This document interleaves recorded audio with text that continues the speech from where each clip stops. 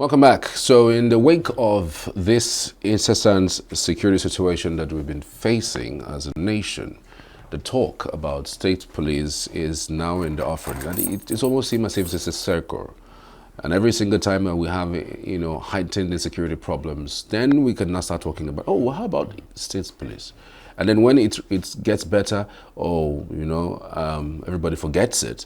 And then when it gets back again, oh, what's up with this state-tested police? It happens every now and then. In fact, I have lost count of amount of the times that this country have spoken at that level about state police.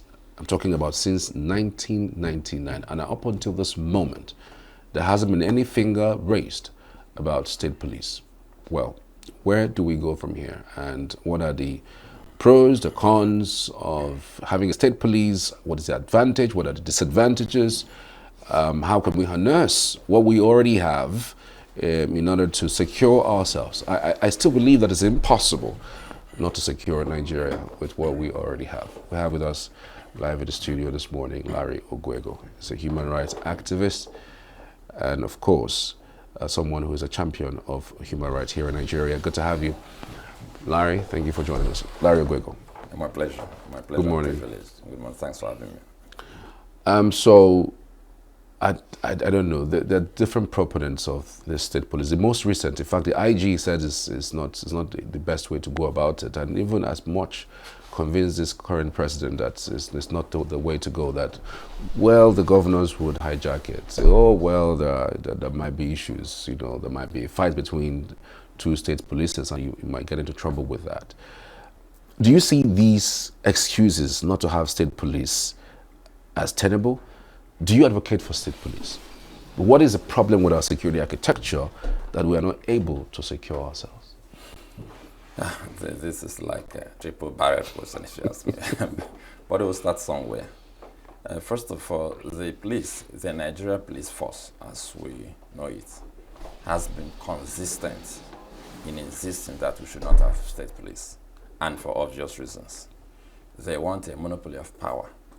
So you don't have to go far to know why they don't want state police. They don't want decentralization. They don't want the governors to stop funding them. I've always said something that people don't take note of. We've claimed that the Nigerian police force is underfunded. But the last time I checked, they are the only federal institution that is consistently funded by the federal government, the state government, the local government areas, businessmen, and communities. In states like Anambra, communities actually donate money officially and consistently to the police. I'm aware many other states in the southeast do that. And then local government areas give funds to DPUs. Of course, we are aware that a lot of the vehicles, in fact, I think the federal government has abandoned issues of police movement and logistics to the states. I don't know the last time federal government gave police 1,000 vehicles. The states consistently provide for the mobility of the police. Lagos State provides for even kits and all that. So the IG doesn't want a situation where if, like, you're taking care of someone else's baby because of your benevolence, and suddenly you have twins yourself, and naturally you focus on your own kids to some extent. And that is part of the challenge the Nigerian police force is dealing with. They are actually afraid that they may first of all, stop getting as much attention as they're getting, as much money. And then some of the state's police units that may function well will probably demystify them and demonstrate that this security thing can be done. So they don't want to be said to be the IG that supervised the balkanization of policing in Nigeria. So I think the Nigerian police force basically recommends that they have that monopoly over internal security for selfish reasons. And I don't think it's tenable. But then, I mean, if you are a police officer or at that level, when you look at the situation in this country, you want the best for the nation. Why do people at that level don't think about the greater good of the people? Because all we have just mentioned are basically personal or something that is going to not favor a group of them who are top there. Like, why is it like that? I don't think we need to dwell on this. I mean, it's something we all know. The average Nigerian leader is not interested in greater good. It's not only the police. So I don't think we need to waste time on that. Our leadership recruitment process is totally flawed. People get into leadership as business. When I say business, I mean not normal business, as a racket. So when people get into leadership for the purpose of becoming rich overnight, they prioritize the purpose, the reason for which they join politics. They are not interested in your welfare. I mean, when we have leaders who think the way you're suggesting, Nigeria will become one of the greatest countries in the world in a very short time. It doesn't take forever to transform a nation. A country like Singapore that has practically nothing became one of the finest places to live on earth in one generation, 30 years. Considering the resources we have in Nigeria, we can do it in less than 20 years. Really. Look at Rwanda, how many years? So I don't think we need to dwell on that question. We know who we are. It's sad, but the average Nigerian leader is not interested in the welfare of the people. I don't want to digress and start talking about that. So just understand that it shouldn't bother you. When we have leaders who care for the people, we know. How many times have you heard that anybody is building low-cost housing for the poor? Do you have places where ordinary workers live in Abuja? How can you develop a city and you don't consider ordinary people? A self-contained room at Abuja is between 1.5 million and 3 million. So where will your drivers live? Where will your chefs live? Where will your clerks live? That's why Abuja office is open by 9 a.m. People have to transfer themselves from Karu, from Gwagwalada, from even Niger State to come to work. So we're a very dysfunctional nation. So let's not pretend that we don't know about it. As for the policing matter, they are behaving like other Nigerians. They're interested in their pockets, they're interested in their positions, they're interested in their influence, and that's what matters to them, unfortunately so. Unfortunately so. I mean, you don't have to talk just about the IG and at that level. If you go to a typical Nigerian police station, it's commercialized. They actually function like private security outfits. To engage in any activity, you pay commercial rates, and they call it mobilization, so they don't pretend about it. So we know. And imagine that you wake up overnight and you create 37 competing businesses because they're running like a business now, an inefficient business meanwhile. And they are collecting money, dispensing services that don't even meet up with the money they collect. And then you want to create 36 states plus Abuja. So they have all over the place drivers who may obviously whittle down their customer base, and I'm now using business language because they're running like a business. If you want to arrest a criminal, you pay money. You want bail, you pay money. You want to write statements that someone did something wrong, you pay money. Even private security companies don't operate like that. So let's not get into that analysis of the way the Nigerian police works. I don't think they should work well in isolation, really. Nothing works well in Nigeria for now. So we need to begin to fix those things. But why I think the police is a special case is because if the right arm of the law is weak, then you don't really have laws. I mean, if you have laws you can't enforce. The enforced part is the police. So if we have a judiciary that is weak, and then you have a police that is inept, then you have chaos, and that's what we're experiencing. The big question we have to ask is, will state police solve the problem?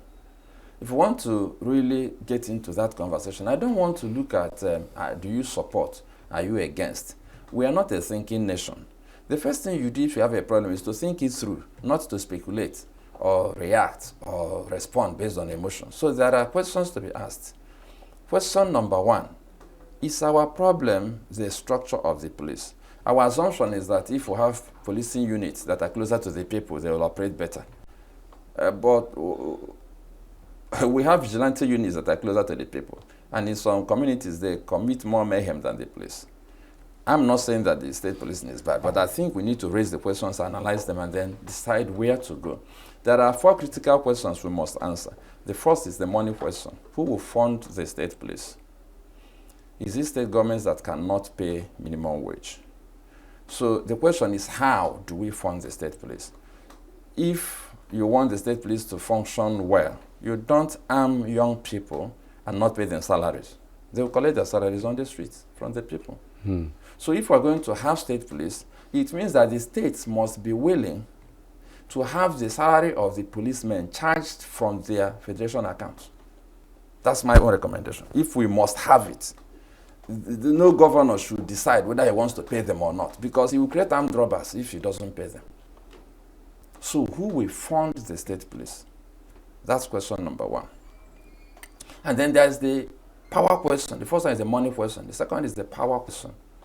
Who hires the head of the state police? Maybe you call him Lieutenant General or state commissioner, because if you don't have the federal police structure as we know it, we won't have state commissioners in the state. It's useless, because that's another question I will raise. But one of the questions is, who will have power to appoint the critical staff, the person who will lead the state police, and then the persons who will lead the unit, the divisional police officers? Somebody must exercise that power. We cannot afford to put that power in the hands of governors. I'm not suggesting, I'm stating that it will be disastrous the way Nigeria works if you take that much power and invest in governors. Why we have challenges now with federal elections, and there's always this chaotic accusation and everything about the conduct of security agencies, because too much power is vested in the president.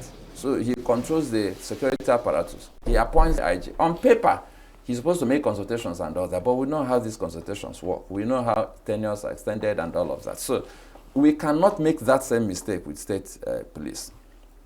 So we have to think of a way to create a team that will be able to moderate the powers of the governor in terms of appointments. If not, it will be used against political opponents. All kinds of things will happen. We know that. It's not something to pretend about. It's already happening at the federal level. That's why if you steal our money and you join APC, your sins will be forgiven. It was announced publicly. So it will also happen at the state level, that if you don't behave in the opinion of the governor, the state police will come after you. They can even go to the House of Assembly and pass a bill just because of one person. That's how much challenge you have within discipline here. And then we have another big question, the hiring question. So who will be in charge of the recruitment process? And when we talk about recruitment process, there are components of the recruitment process that are critical. The first is screening. Then you recruit, and then you train. Who will screen the police officers who hire? Is it the present federal police apparatus? I ask this question because we have had reports of persons with questionable character being hired into the Nigerian police.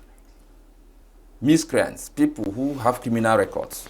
So the question becomes, who will screen the people who will apply to join the state police? Who will conduct the hiring exercise? And most importantly, who will train them? Is it the federal police that we are running away from their excesses that will train the state police? We are not answering these questions. We are just shouting, we want state police. You cannot unleash policemen on Nigerians without training. So who will train them? That's the biggest question for me, because we don't have any training institution in Nigeria that will not teach them how to be corrupt. So that's the problem. We don't have a training institution. We don't have any training institution that can raise policemen that will not be corrupt. We have the police college. Assuming you insist that we want state police and we bulldoze our way, what will happen is that the Nigerian police force will say, naturally, we have police colleges, so we should train them. Just like the road safety, federal road safety corps trains the state units, road safety units. So they assume, it's our job, it's our right. So how can a man who has not been able to train his children, train another person's children? It doesn't make sense to me. So we have to answer the training question.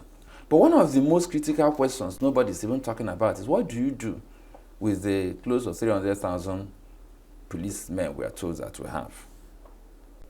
What do you do with the local police stations? If you have state police, do you still need a DPO in your village? That's a federal police officer. If the answer is no, what are we going to do with the structure? These are real conversations. I can't make recommendations on all of them here. I have my opinions, I have my suggestions. Some of them are not suggestions. There are some I said they are not suggestions. If we don't follow that path or a superior path, we just commit suicide, security-wise. But the issue of state police is a very sensitive issue. We must answer these critical questions. There are four major questions. That is the money question, the power question, the higher question, and then you have to look at the control question. That's the fourth one. Who controls this space in the states on a day-to-day basis? At the national level, we have what we call the Police Service Commission. They are responsible for discipline and promotion. So are you going to replicate the Service Commission in all the 36 states? Are you going to take this responsibility and give to a Police Service Commission that is, say, grappling with one unit that they are not able to fix? So we have these fundamental questions. But of course, I added the big issue of what do you do with the existing officers? What do you do with the existing infrastructure? Are we going to do some handover? For instance, should the federal police hand over the divisional units to the local police? Should they probably man the area commands and enforce federal crimes with their manpower? So the how. We're not discussing the how. We are just shouting. And that is why we are likely to be taken unawares. Because when we now decide to do it, we won't be prepared. We will just do it anyhow. And if we do it anyhow, it will fail. It will be a colossal failure in the sense that you just spend more money, you create more problems. You create more checkpoints. You create more corruption. You create more police brutality. You create more chaos. Let me say something that we need to think about. If we don't create a police system that works at the state level, it may take you 2 days to travel from Calabar to Maiduguri because of checkpoints. And if they arrest you in a state, you know, if they arrest you now in Calabar, you can call CRA at Abuja. Because there's a central command structure, they can tell them on the phone to release that car. They didn't do anything. So if they arrest you at Calabar, at the state police that arrested you, and Abuja doesn't have control over them, you can't even speak the language. You don't live there. You don't know any politician. What do? You must pay. If you don't pay, you're in trouble. I'm just using Calabar as an isolated example. It could happen to you anywhere. The point I'm making is that knowing how corrupt the policing space is, I have worked in that space since 2007. If you go and replicate that monster in 36 states plus Abuja, all of us will regret it. And I say this authoritatively. Now, does it mean we shouldn't have it? No. It means that we should think it through and do it well. The reason we are suffering now is because we didn't think the present Nigerian police was through. We inherited a colonial police that was used to suppress us and flog us into shape to obey the colonial masters. We inherited it hook, line, and sinker. We didn't tell them, oh, the colonial masters have gone. You are now our servants. You are our official megad. If we tell you to stand at the gate, stand at the gate. The people should control you. We didn't do that. And they are now still ruling us. That's why a policeman can slap his boss. When you slap a citizen, you just slapped your boss. You are paid with taxpayers' money. But they don't know that because the colonial masters use them basically to flog us into shape. It was a police officer that shot the coal miners. That statue you see there at a New Market. So the man just pulled his revolver and shot at people who were saying, we want better treatment. Because that was his job then.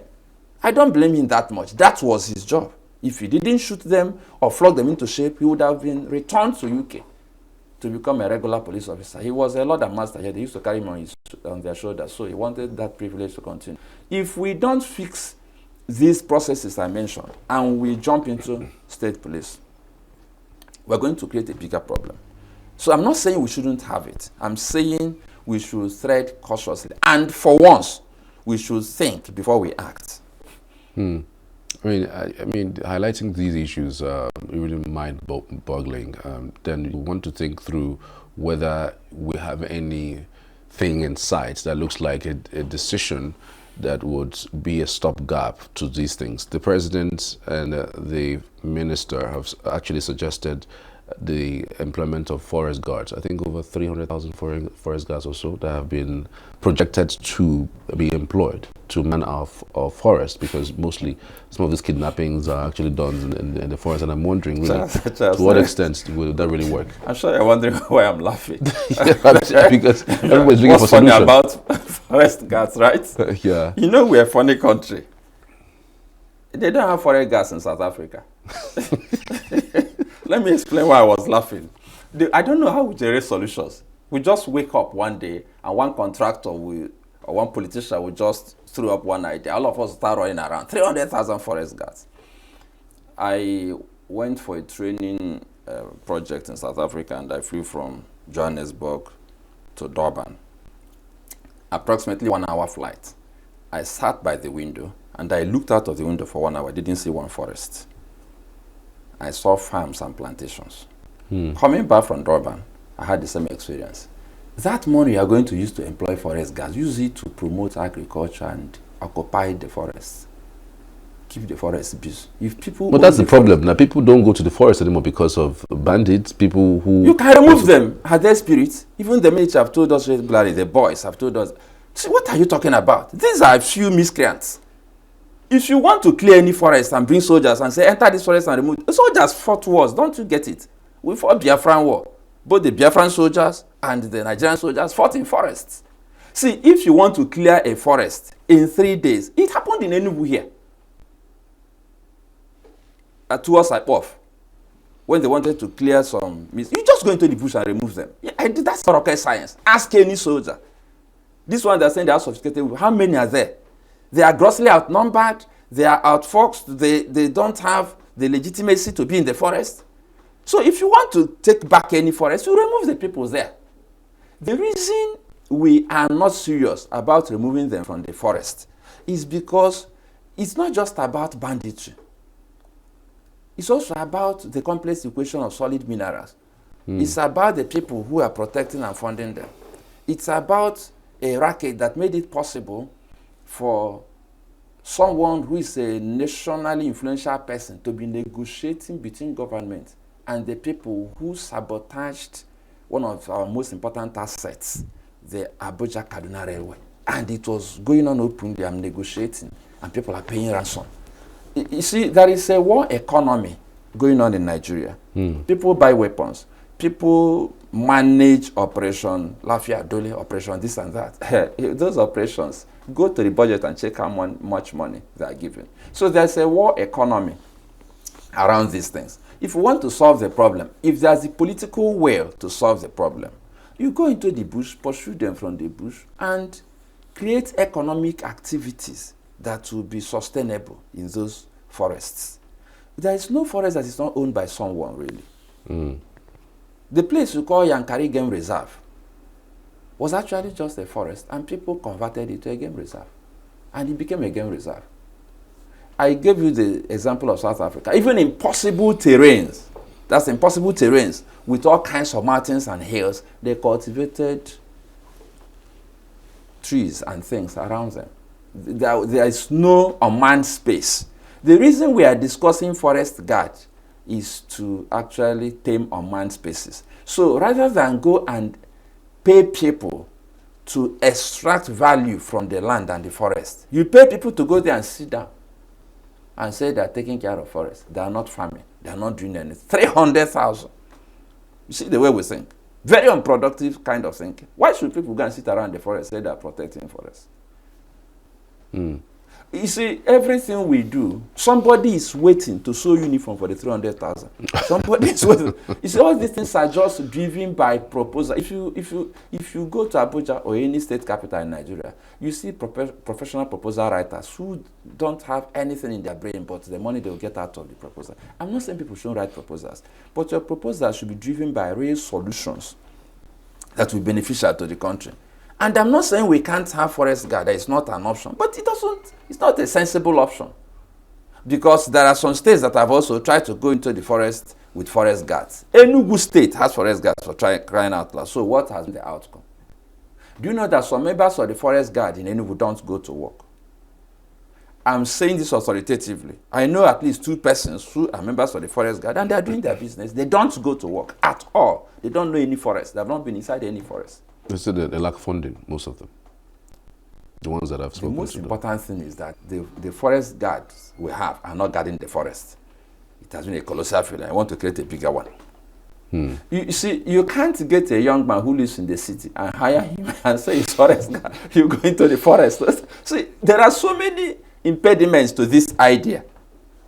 You now, I don't know if there's any amount they will pay you and say you're commander of the forest guard. Are you going to the forest? It's not your terrain. You don't want to go in there. It's an entirely different city on its own. That's the forest is an ecosystem that if you are not part of it, what's a possible you don't want to go there. solution to this with the security that we're having? What do you think can be done, like in the immediate, say in another 1 year, 2 years, or maybe in another 6 months, in order to stop this incessant killings that we're seeing across board? I think the first challenge we have is not a security challenge; it's a political challenge. Political challenge. Yes, our leaders do not have the political will to stop it. You see, we don't like telling ourselves the obvious things that are happening to us. I'll use the Plateau case study. Ever so often, they are attacked and killed. And they have told us on national TV, everywhere, that we know who is killing us. We know where they are. And you are pretending that it's a security problem. If you know where they are, and, okay, worst case scenario, assume you have the political will, and someone comes on national television to say, we know who are killing us, we know where they are. Somebody should challenge the person and say, okay, show us where they are. At least somebody should respond. Nobody says anything about those claims, which suggests that it's true. So if they know where they are, why don't you go there and remove them? The same case with Benue. Why don't you just go there and remove them? I mean, you can't tell me that, let's say there are 500. They say there are maybe number about 200 on bikes. So how can 200 bandits overwhelm the Nigerian army? There is no political will to deal with these guys. And if we want to deal with them, we won't go there to have conversations. You go, they are fighting a war, actually. You go there to remove them. I don't mean remove them physically. You know, they use the word that is very interesting, neutralize. So if when you neutralize, they are permanently out of service. But there is no political will. So you are trying to get me to begin to prefer suggestions to people who don't want to use any suggestion. The major challenge we have is that there are sacred cows in Nigeria who, when they kill people, we actually use state apparatus to either protect them or we look the other way. When they are killed, or when their cows are killed, everybody will be up in arms. Why did you kill this cow? Why did you kill this person? The rule of law is not enforced in Nigeria. So if you ask for recommendations, my first recommendation is that our president should go to school and study the meaning of the rule of law. So you have the same law for everybody. You have the same methods of managing crime and everything for everybody. So if a Fulani herdsman or a farmer does something that is illegal, you punish the person. If a farmer poisons somebody's cattle, you punish the person. In fact, if that cattle is eating your corn and you poison the cattle, you punish the cattle rearer for allowing cattle to stray. You punish the farmer for poisoning cattle. You restore some sanity. The first time there was a race riot in Singapore, you know, people think it's only Nigeria that has tribalism problems. After Lee Kuan Yew became the leader, shortly after, there was a race riot. And Lee Kuan Yew not only went there physically, he kept saying never again. And the way he was saying it, he not only said it, he deployed every power he had to ensure that it never happened. It has never happened for more than 40 years. Never again. We don't have never again leaders in Nigeria. We have leaders who bend to all kinds of political whims and suggestions. They're always focused on election, who will bring the votes, which tribe, which church, which they don't want to get people to understand that at some point, we won't have a nation if we continue like this. So we need that transformational leader, that visionary leader, that will sit some of these cabal leaders down and tell them, look, the way we are going, very soon you won't have anybody to lead. Don't you get it? We need to up our game. If you want power, let's give you some other kind of power, but not destructive power. We don't have such leaders. We have leaders who are focused on elections, who will get me the votes of this tribe, who will get me the votes of that church, and they are willing to do anything to get those votes. But it's not rocket science. The first thing you should do is to make sure that if anybody commits a crime, the person pays. If you find anybody breaking the law, you unleash the full weight of our military and the police on those people. Unfortunately, we don't have political leaders who are interested in that. So I don't want to start spending my energy and my intellectual capacity making recommendations to people who use them. I mean, experts have made several recommendations. And people say we know where they are. They come like this, they come like that. In fact, some people even allege that before they come to attack us, that some people will come and collect our firearms in the name of disarmament, so that there's peace now. And if they come today to collect our guns that we use to defend ourselves, they will come tomorrow, 2 days after. So how can we be telling such stories in the open? And Charles, the people who tell those stories on national television, they have not been arrested, they have not been interrogated, they are left alone, which suggests that saying the truth, their truth is not responded to. And you're asking me to make suggestions to people who don't want to solve the problem. It doesn't make sense. They are not willing yet to solve the problem. Right. If you know how much power Nigeria has, Nigeria is the nation that went to Liberia and stopped a national crisis all by themselves. Nigeria was the hegemon of West Africa. We were ECOWAS. We were ECOWAS. When Nigeria became a slumbering giant, a tottering giant, ECOWAS became a toothless bulldog. ECOWAS threatened Niger. Nothing happened. If it was under Obasanjo stopped a coup. You have forgotten.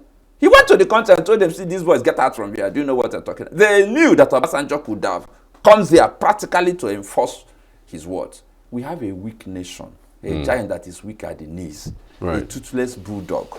And everybody knows that we are toothless. So they don't just respect us anymore. Larry, we'll have to leave it there. Many thanks for your insights. I mean, it's just been amazing. Wish we can drag this further, but because of time. All right. Larry Oguego is public affairs analyst, a human rights champion. Many thanks for your insight on today's program. Thank you again. It's my privilege, my pleasure, my privilege, and I hope that all of us will begin to think properly about our problems before we act. Absolutely. Save Nature TV. News in your pocket.